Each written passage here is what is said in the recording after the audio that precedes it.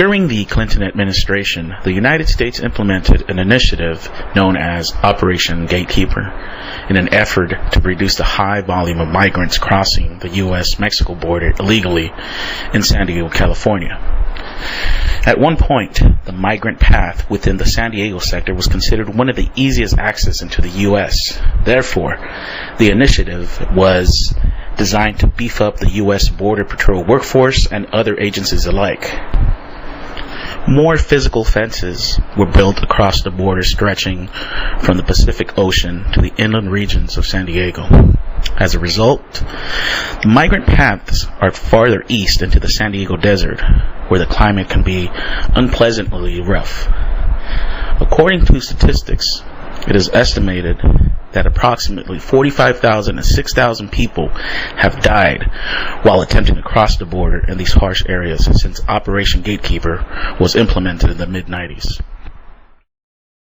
This summer, I participated in a monthly event held by Border Angels in which volunteers drop off gallons of water around the migrant paths that cross through the San Diego desert, more specifically in the city of Jacuma, which is approximately 75 miles east of San Diego. When I was asked to participate, I jumped at the opportunity for the simple fact that it was for a great cause.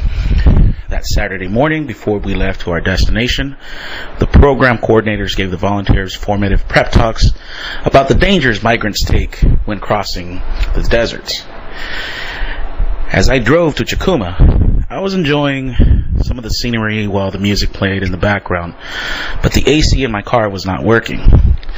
The heat was already a factor in San Diego, however, it was getting more intense as I got closer to our point of interest, where it was slowly taking over my thoughts and compassion as it set in.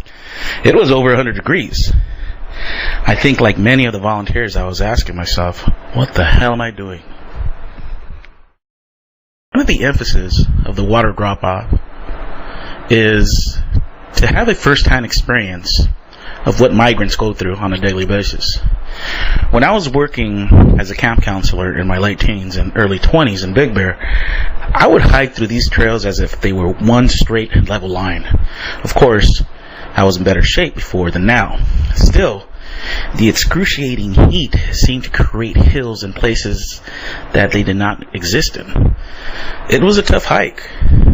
The hike was about 2 hours long, but during the hike, people remained in high spirits as we laughed together and complained on how hot it was.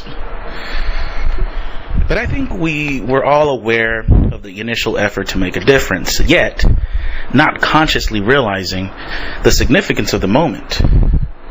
For me, that reality began to settle in when I began to see evidence left behind by the migrants who hiked through these parts. There were empty water bottles, candy wrappers, and random articles of clothing left behind. It made me stop to think about the reality of how privileged we are in this country. So much that people are willing to hike through this hell just to feel like they made it. In general, the experience might have you question your beliefs, values, or attitude about certain situations in your life. Oh no, I have a flat tire. In perspective, that should not dictate your day into being called a bad day. A flat tire versus a real-life experience by people who lose a part of themselves while crossing the desert is incomparable. They begin a journey in the U.S. while leaving everything they know behind. Back in the late 80s, my family and I would visit family in Tijuana at least once a month. When we entered the Mexican border and drove into the city, I still have images of the people who were just standing in front of the fence and waiting for the moment to attempt to cross the border. Those images suddenly became more than just memories once I witnessed evidence left behind by migrants crossing the area. All of a sudden, one of the ideas that the director of the water drop had previously mentioned became real. He emphasized that we are potentially saving lives by dropping off the gallons of water in this area. That was my critical moment.